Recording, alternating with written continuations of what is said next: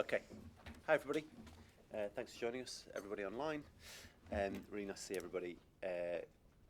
Going to get straight on with it. So, agenda item number 1 is welcome and apologies. So, clearly, welcome to everybody in the room, but I believe we have got some apologies. We've got apologies from Mayor Ros Jones, but we've got Councillor Glyn Jones here in his place. Thank you. Brilliant. So we'll move on to agenda item number 2, which is just a few announcements from me. Firstly, obviously, it's today's Armistice Day, so I just want to take a moment to acknowledge all those people who have sacrificed in order to give us the freedoms that we have today. Everybody from South Yorkshire and across the country. Clearly, we all pause today to remember those who lost their lives and gave so much, but worth marking that moment here in this meeting today as well. And appreciate all the work that goes in across South Yorkshire to mark Remembrance Sunday and Armistice Day. It was great to join Sheffield on Sunday for such a moving ceremony and see so many people out and about. Secondly, I probably should just say that last night I took part in something called the CEO Sleep Out, which was an event supporting a number of homelessness charities in South Yorkshire. There were about 60 of us who all slept outside, slept at the Olympic Legacy Park in order to raise awareness, but also raise funds. So if I'm slightly slower than normal today, that is my firm excuse.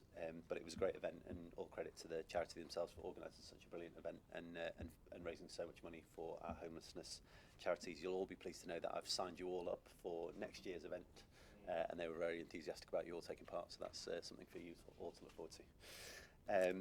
Thirdly, I just want to also acknowledge some sad news. Over the weekend there was a collision between a pedestrian and a tram on Burley Moor Lane, and tragically the pedestrian did lose their life. So my thoughts, and I know everybody else around the table will be with his family, his friends, at what will no doubt be an incredibly difficult time. We're also making sure that clearly we are supporting Supertram's staff, those who are involved and others, with appropriate resources through what will be a difficult time for them as well. Incidents like this, I think you all appreciate, are incredibly rare, but when they do happen, they remind us just why it's so important that we put so much time and effort and thought into safety on our Supertram network. So thank you for all the people that are involved in the response still to this moment, and going forward, the emergency services who responded on the day incredibly quickly. A report has gone to the Rail Accident Investigation Branch, and whilst they've confirmed they won't be conducting a formal investigation, we'll continue to take every step to keep our Supertram network as safe as it possibly can be. DSA. Obviously very disappointed not to have a bomber behind me today for this meeting. I asked, but they didn't let me. Since our last board meeting, where we unanimously agreed to provide the funding to support the reopening of DSA, City of Doncaster Council have been working at speed with the support of officers here at CMCA to discharge the precedent conditions and to finalise the draft funding agreement. So I know good progress is being made. I'm seeing nods from Doncaster colleagues by CDC in the recruitment of key staff and the work towards airspace reinstatement, which is being supported by expert aviation people.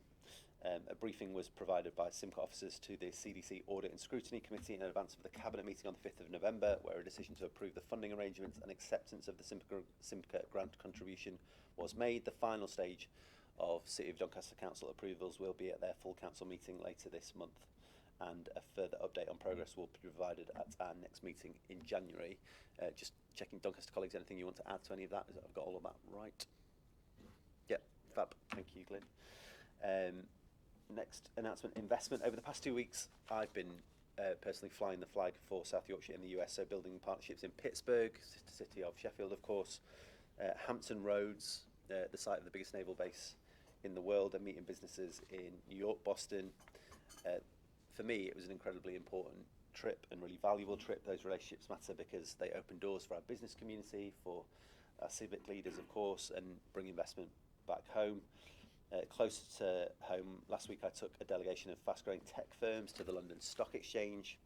I even had the opportunity to open the London Stock Exchange, and I'm pleased to say that has since recovered its losses from that day, which I think is incredibly important.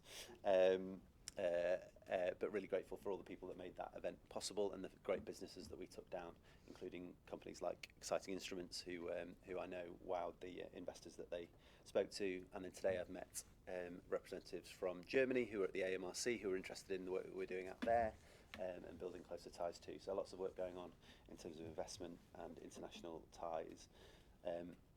But all of those things are about more than just a ceremony, shaking hands, glad handing. They are absolutely about the bottom line of creating more jobs, more opportunity, more growth for people here in South Yorkshire, putting more money in people's pockets. And that is what we are all focused on. Transport. Just want to say something about our buses. There's an agenda item on bus franchising later in the meeting, but I want to draw some attention to the public consultation that we launched a week ago for anybody watching online. We're asking for the public for their views to help us design better buses that work for everyone when we take those buses back under public control from September 2027. We want to know what improvements people want to see, how safe they feel using buses, and what specific accessibility needs people have and want to see recognised in the design of that fleet. In just 7 days, we've already had over 1,000 responses, which I think goes to show how important these issues are and how much people care about our buses, and improving them and getting them where we all want them to be, which is why we took that momentous decision, which is a huge decision for us to have taken. There's still time to get involved in the consultation, so please have your say by the 15th of December.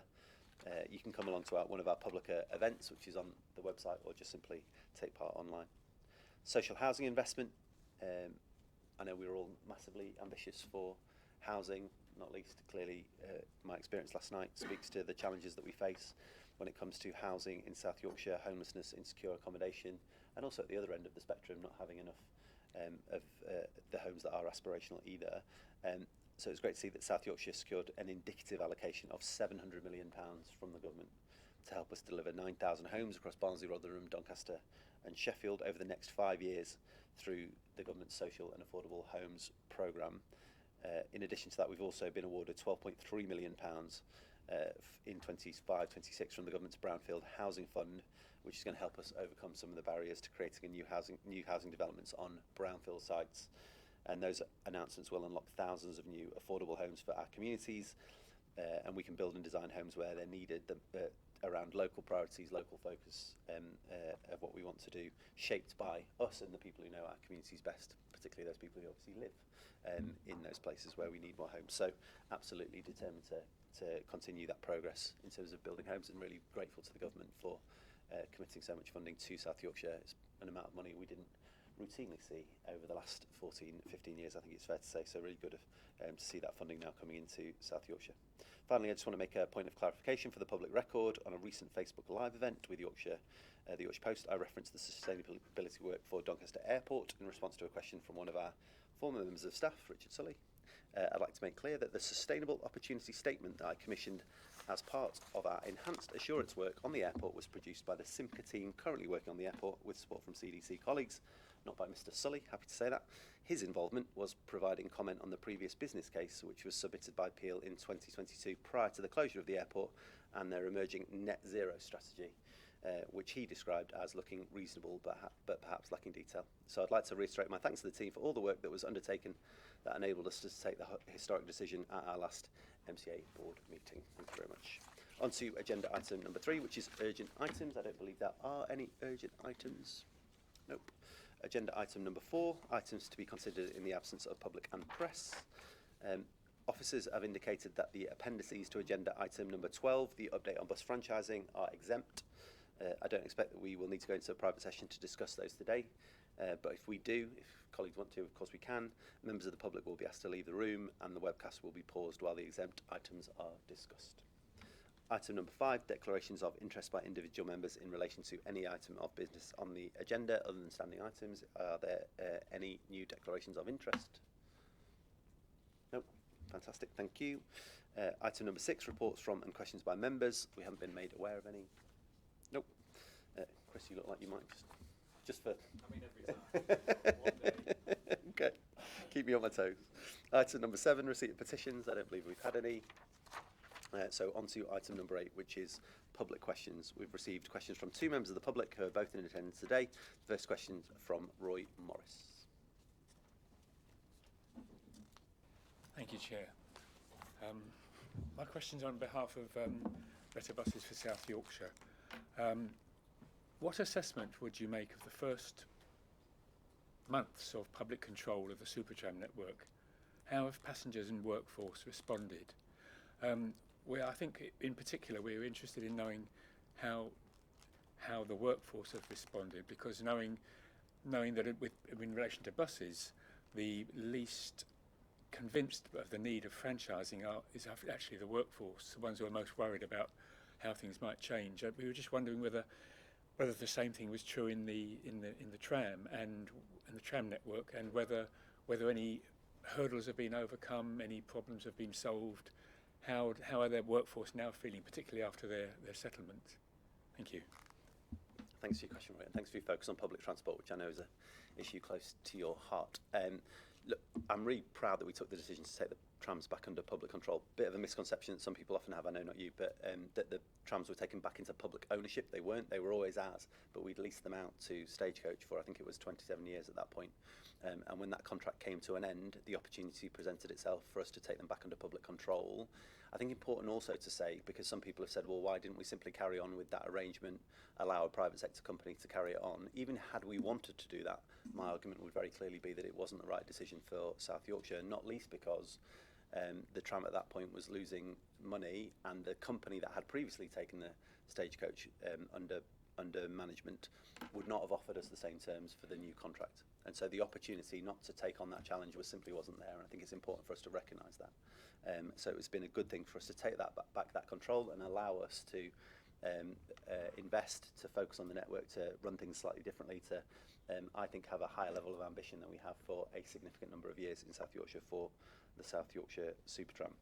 That speaks particularly to the level of investment that we are now putting in over the last few months alone, £12.5 million, £100 million going into the refurbishment and renewal of the Supertram network, because it's an absolutely vital network for huge swathes of South. There are challenges though, but I'm pleased to see we're grappling with them.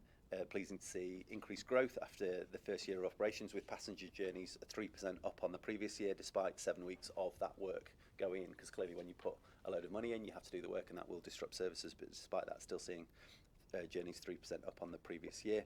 Not only investing in that hard infrastructure, the rails, the overhead lines, etc., but have invested in HR and finance systems, which I think speaks to your specific question, to modernise and improve the operation of the network and the frontline staff who are crucial to the continued safe operation of the network. Percent just after the transfer to 14% now, which I think shows a significant improvement and a positive journey. As a result of trying to improve the working environment, that has, I think, followed through. Recent changes to rostering for drivers and conductors seek to also improve the work-life balance whilst reducing running costs. So really pleased to see all of that work going on. We've also been able to review policies, including changing the rules to allow well-behaved dogs to travel on the system, and now that we are able to determine the fares on the system today, we're considering proposals to freeze most fares and cap long-distance singles, because we want to get people to use the tram as much as possible. So I hope that answers your question. The next question is from Nigel Slack on behalf of the Victorian Society.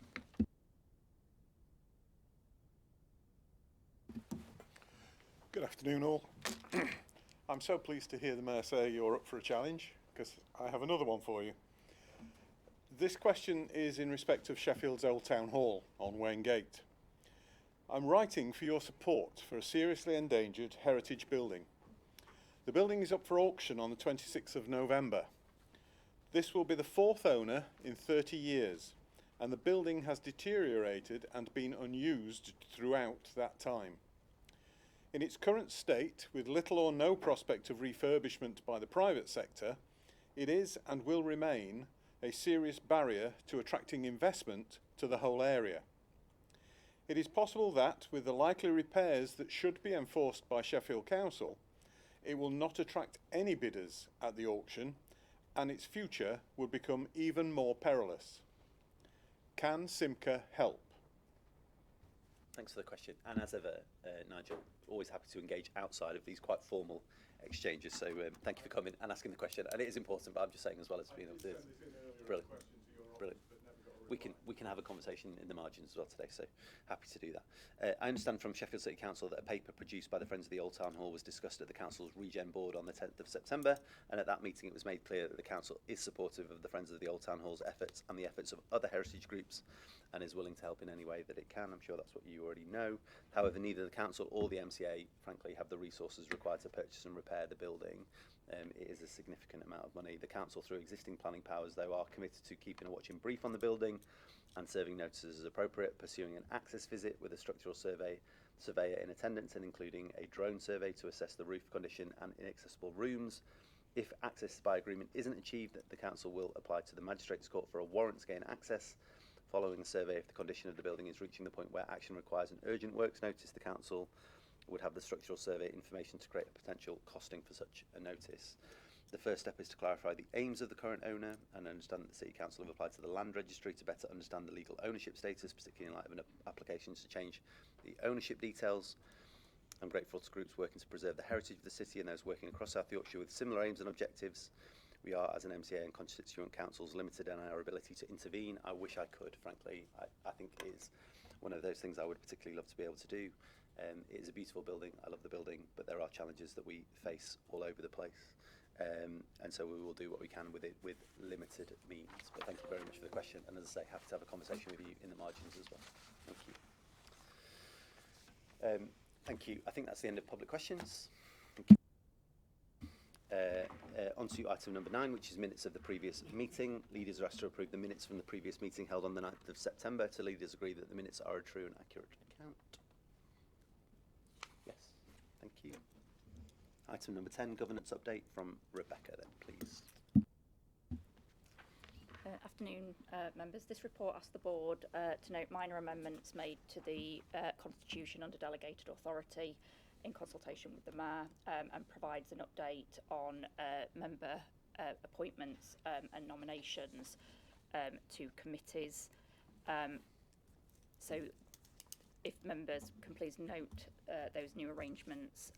It also asks for approval of updated Business Advisory Board terms of reference as set out in Appendix A of the report, and then asks for delegated authority to me to make any further in-year changes that might be required to committee memberships to ensure that those nominations from constituent councils can be expedited should they arise throughout the year.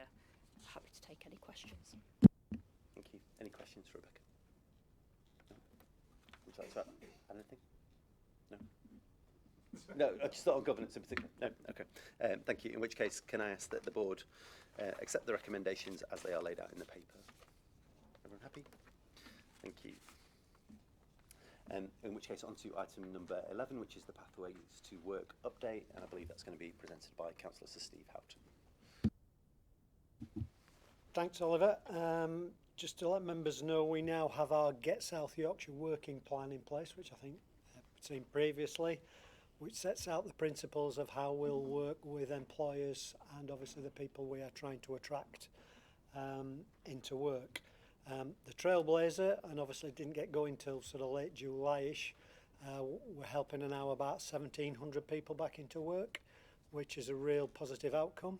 My understanding is that's as good, if not better, than any of the other Trailblazers, so quite positive there. But we're still a long way to go in the numbers, so we don't want to get complacent around all that, and different areas have started at different times, so hopefully we'll all get into a level playing field in and around all that.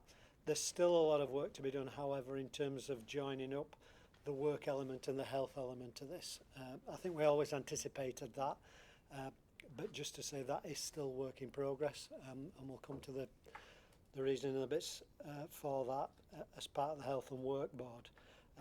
What we are looking to do is to introduce for young people into work a 3-month wage subsidy, so that they can try employment, but more to the point, I think employers can try them without any significant implications, because we do know when you have a client group that have got challenges in their lives, they pose potential risk to employers because of those challenges. Nobody's fault, that's just how it is. And not only do we need to work with employers and hold their hands so that these people can gain employment, we need on both sides of that coin people to try out and see if it's for them. And I have to say, if changes become on the workers' rights bill that's coming through, whatever your view of that might be, it does add to the risk profile. So having something like a wage subsidy where people can literally test each other out, I think is going to be really important going forward, and hopefully, particularly for young people, we can help them get the jobs they're looking for. There's no doubt this is still one of the key issues going forward, both for South Yorkshire and the government. So we've got to, motor on with this as quick as we can and get as many people back in as we can, notwithstanding the national unemployment rate is starting to go up. So that competition will again make it difficult for the client group that we are talking about. So every reason to keep the pressure on, keep working with employers, and with some events coming up with employers to not just make them aware of this, but how they can properly engage and take people on that maybe otherwise they wouldn't be looking at. Comments or questions? Pathways to work. Yeah, thanks very much indeed. Really welcome this. It's good to see the progress update, and I think I'd like to pay particular tribute to the work of the Sheffield team and the partners who are working on the Economic and Activity Trailblazer. The latest figures I've been provided with are that 874 economically inactive residents have been enrolled since April, and 225 have moved into employment in not much over 6 months, which I think is a really good start. So, huge thanks to the team who are working on this. We're really keen to see the wage subsidy scheme start. This is what we know employers have asked for, so it's good to see that progress update, and keen to see it moving. And then I think as we look ahead to year 2, we're really keen to see contracts being signed quickly, so that we can then help to keep the momentum up and then continue to support our partners in the voluntary community social enterprise sector well ahead of April 2026. So the more we can do to kind of keep up that momentum, the better really, but a really promising start. Fab. Thank you. Any other comments or questions? Hi. I can't work out what I'm on now. There we go.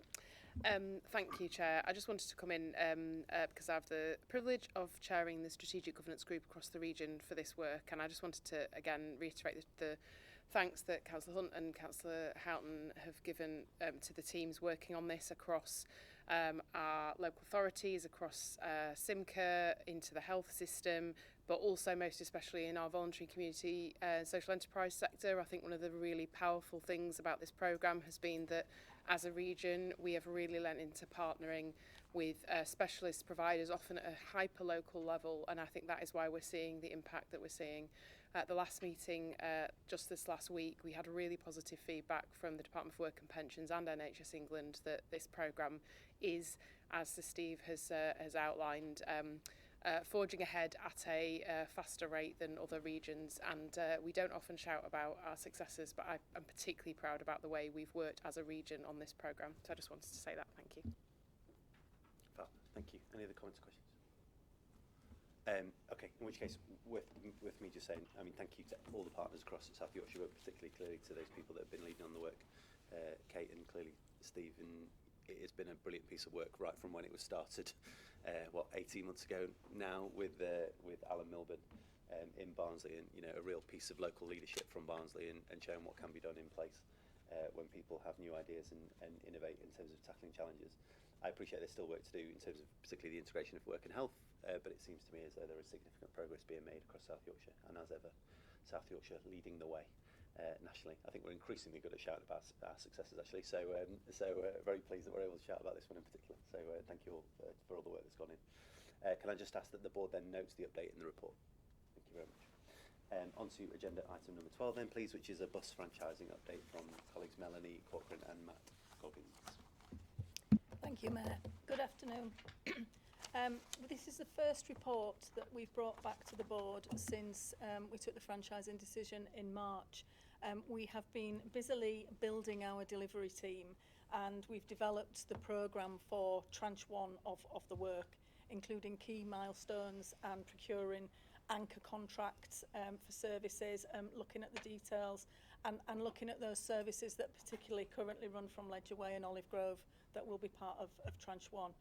The report sets out the governance and delivery structure for the programme, including the assurance and looking at the various boards and committees that are needed to be able to discuss key topics and make those timely decisions. So there's proposals around the use of delegated authority to ensure that we can deliver at the pace that's required. And we've also got a work stream section where we'll set out the decisions that we expect to take and when, although it is a fluid programme. And Matt's just going to briefly go through the features of Tranche 1. Thank you. Yeah, so good afternoon, everyone. So the report does share some of the proposed key features of Tranche 1 bus services. These are gathered around the 5 themes set out in the report. So those themes are citizen experience, fleet and depots, safety, network, and fares and ticketing. So just to pick out a couple of examples of those features under fleet and depots, we set out that Cllr will own or control strategic depots and fleet, and that at least 30% of new buses will be zero emission. Under safety, we say that we will partner with South Yorkshire Police to improve safety, with a particular focus on the safety of women and girls, which is also a national priority. And under network, we say that we'll base the network to be franchised initially on the June 2025 network, with some initial strategic enhancements and a full redesign to follow. And then just to kind of recap on the financial position, the franchising budget was set out in March 2025 and agreed at that point. So as a reminder, that is a £20 million revenue budget for the transition period and 355 million capital budget. So the programme is currently working and delivering within these budgets. There is also the potential for additional funding for zero emission buses in Sheffield via Sheffield City Council and DEFRA, which we're working closely with Sheffield colleagues and DEFRA and the bus operators on. So the report also does make recommendations which will allow Cllr to accept additional funds relating to the deployment of zero emission buses. I think that covers the key points, but Melanie and I are happy to pick up any questions. Brilliant. Thank you. Any questions or comments for Matt and Melanie? No. Tom, yeah, thank you. Thank you.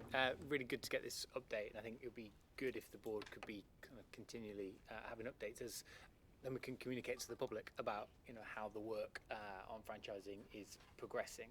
2 points really. Just really welcome the focus on safety, and particularly for women and girls. I think that's hugely important. It's good to see it being embedded in the plans for franchising from an early stage. And then second, around zero emission buses. Welcome that 30% will be zero emission, but would be keen to see that higher, and would, you noted the work that's going on in Sheffield to provide additional resource to be able to purchase zero emission buses, but I suppose it'd be good to get a sense of what's the trajectory to get up beyond 30%, so that we ideally have a whole fleet that is as clean as it possibly can be. Thank you. So we would like to do more than 30% of new buses being zero emission. I think what we're doing there is to set a minimum standard, which we will look to exceed, but the ability to roll out new zero emission buses is related to a number of different factors, not least how much power we can get to the depot, the amount of space in the depot to allow for charging infrastructure, and the overall budget as well. Thank you. Any other comments or questions for the team? No? Brilliant. In which case, sorry. So just to be really clear, then, the ambition is to go higher, and the plans for zero emission buses dovetail with the work on the depots, but the aspiration is very much that we want to go much beyond 30% and as close to 100 as we can. Yes, and long term the trajectory will be towards 100. Brilliant. Thank you. And thank you for all the work that's gone in from the team, because I know it's a huge amount of work going on. It's a massive change for our bus network and a public transport system more broadly. So really grateful for the pace at which you're kind of working to get us to that point of change. So thank you very much. In which case, can I just ask that the board notes the recommendations and accepts the recommendations in the paper? Oh, sorry, Steve, you come in. It is related to franchising in a sense, but also not. In relation to the bus fare pilot that we've been running, because I know that's something we are looking to perhaps extend in due course. Just want to say how successful that has been for us in Barnsley over the last 3 to 4 months. Over 500,000 journeys from young people. 17,000 young people now got a My Card. Well over 500,000 journeys on it. And guess what? The big issues is the kids in the most deprived places. So in terms of all the aspirations we had for that, it's been a huge success. We've even seen an increase in kids who pay for their buses going up as well. I'm not quite sure how that works. They must not have got the card yet, but I know that's part of our aspirations for franchising and beyond. So just to let people know, been a real success story for us. So my thanks to you and the Combined Authority for the support on that as we've gone forward. Brilliant, that's really great to hear, thank you for that. And as you say, really keen to extend that across South Yorkshire if at all possible, because I think the impact has clearly been significant and a really great thing for us to be able to have done. And I'm really pleased that I could fulfil my manifesto commitment so quickly, but really keen to extend it further. Okay, could I ask that people, that the board accept the recommendations in the paper? Everyone happy? Perfect, thank you very much. In which case, on to agenda item number 13, which is the fares review, child and tram fares, which will be presented by Melanie and Suzanne. Mary, if I could just introduce the item. So we've got 2 parts to this paper today. We're considering the child concessionary fare and we're considering the super tram fares as well. And we have committed to reviewing these annually. So for the child notified fare, it is currently £1 and we are proposing that we keep it at that, and Suzanne will take us through some of the details. And similarly for tram fares, we are proposing that we freeze the fares, and actually for the single long distance fare we're proposing that we actually reduce that from £3.50 to £3 to make it more competitive with bus. And Suzanne will give us an overview of those 2 proposals. Thank you. Afternoon. The paper talks through the various options that we can do for the child concessionary fare and the tram fares. Unfortunately, any type of fare increase will see us lose significant patronage. And as Sir Steve just says, the model is the My Card in Barnsley, because we are more than 50% up on journeys. But if we increase the child notified fare, we believe we'd lose a further 10% of journeys. In terms of the tram, we looked at freezing fares, increasing it by 3.1% in line with projected CPI, or increasing it 3.8%, which is current CPI, but both those options saw significant reduction in patronage. So the paper recommends retaining the child notified fare at £1 and also freezing tram fares. Thank you very much. Do you want to come back in at all? No? Brilliant, thank you very much. Worth me just saying then, look, I'm really supportive of this paper. I think it's incredibly important that we try and keep tram fares as low as possible, reduce them wherever we can. I have been frustrated since I took on this job about the challenge of fare increases. I think we all recognise that challenge. We all know what the numbers look like. Clearly in Barnsley we've seen the success of reintroducing the My Card and what that's done for young people's travel. And I think from my perspective, kind of that understanding of relationship between price and patronage is something that we absolutely need to dig into even further and deeper. I know the team are working on that already, but really important, I think, to say that on the public record, that that's something we are trying to do, is better understand that elasticity, because I think it's incredibly important for us to work it out. In the meantime, we'll do everything we can to keep fares as low as possible. It's never easy, it's never cheap. These things are difficult to achieve with the amount of revenue that we have available to us, because there's always a challenge between putting on services and keeping down fares. But I think in this instance, absolutely the right decision. So I'm real advocate for this decision. I think it's really important that we put as much money in people's pockets as we can, that we support the transport network, both tram and bus, wherever we possibly can, because it is how so much of our public get around and about the place, and we want more people to be using the tram and more people to be using the bus. So really important that we support those ambitions through investments in fares. So really keen to support it personally. Does anybody else want to come in on the paper? Thank you. Just to say full support. I think this is a really welcome set of proposals. We've said all along that we want to build a public transport system that works for the public, and affordable low fares are clearly a key part of that. And so I really welcome the freeze on tram fares, the reduction on some of the long distance fares, and the freeze on child fares. This is going to make a big difference for the thousands of people every day who rely on our public transport to get around our city and our region, and it's hugely welcome at a time when we know people are feeling the pinch with other bills going up. So this is a good step in the right direction to us building the kind of public transport system that we need, all of our communities need across Sheffield and South Yorkshire. Thank you. Any other comments or questions? No? In which case, can I ask that the board accept the retaining the child concessionary single fare at £1 to support young people and families during the cost of living recovery, and review the fare again in November 2026, freeze tram fares at their current levels and reduce the long distance single fares from £3.40 to £3 to align with the national bus fare cap and to promote a fair, simple regional fare structure. And 3, note that any tram fare decisions are short-term decisions intended to maintain use of the network ahead of adopting a more comprehensive fare strategy in 2026, which will seek to balance patronage, customer affordability and financial stability. Are we all agreed? Fantastic. Thank you very much. Okay, brilliant. In which case, on to agenda item number 14, please, which is 2025-26 budget revisions, quarter 2, and Treasury management update from Gareth Sutton. Thank you, Mayor. This is mid-year budget update that assesses revenue and capital forecast towards the end of the year. We also look forward to the new financial year and update on budget development activity. The report is accompanied by a Treasury management activity for the year.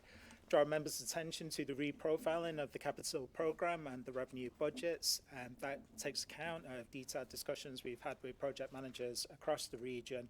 I also draw the board's attention to around £8 million in surplus Treasury management income that has been generated over the course of this year.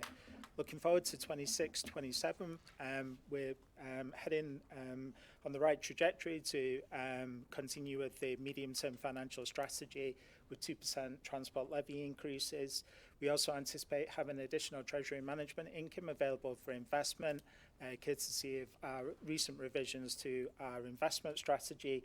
And the report notes the ongoing uncertainty around integrated settlement and the quantum and scope of funding that will be available through that. At the time of writing, we had no information. We now have some. We're awaiting the finalisation of that funding strategy for the new year.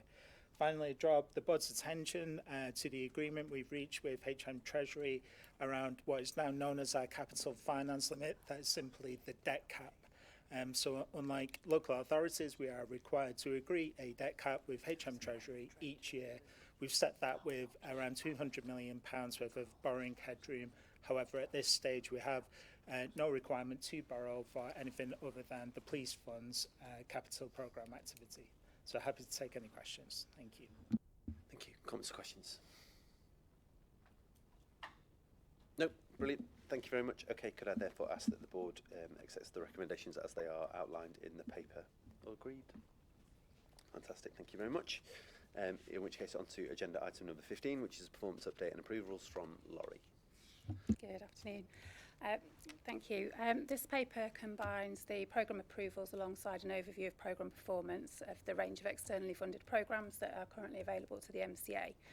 The report's largely qualitative in nature at this time because of timing of grant claims and things like that from each of the delivery partners, but a full Q2 update will be provided at the next meeting in January.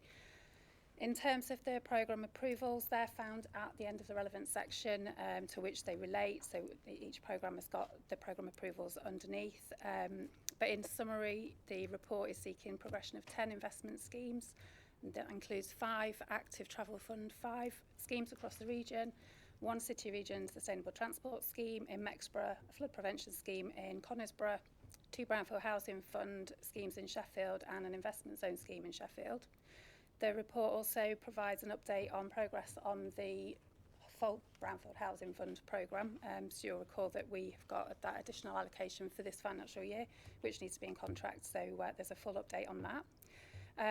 The report also seeks approval of indicative allocations for the Adult Skills Fund, recommends acceptance of up to £100,000 from MHCLG's Homelessness and Rough Sleeping Grant Fund, and finally requests endorsement to submit 2 funding proposals, one to the Fair Education Alliance to enter the collaborative partnerships process, and the other is for Department of Work and Pensions for the Work Well programme. Thank you. Comments or questions? for Laurie. Does anybody want to ask her a really detailed question? No? Okay, fine. In which case, could I ask that the board accepts the recommendations as they are laid out in the paper? Yeah, thank you, Laurie. In which case, on to item number 16, which is delegated authority reports from our brilliant Chief Executive, Catherine. Thank you, Mayor. This will be a very familiar report to members. It simply sets out decisions taken under delegated authority since the last meeting. There are a fair number of them. I don't have a particular decision to bring to the board's attention. Thank you. Any comments or questions? No? In which case, can we accept the recommendations that are in the paper? In which case we're on to end of business. Any other business? No. That brings the meeting to a close. I don't have the date of the next meeting in my paper. Would you mind just reminding me, please? In January. Brilliant. Okay, in which case I will see you all in the new year. And for all those people online, as Steve says, Merry Christmas and Happy New Year to all those people watching online. Thank you very much.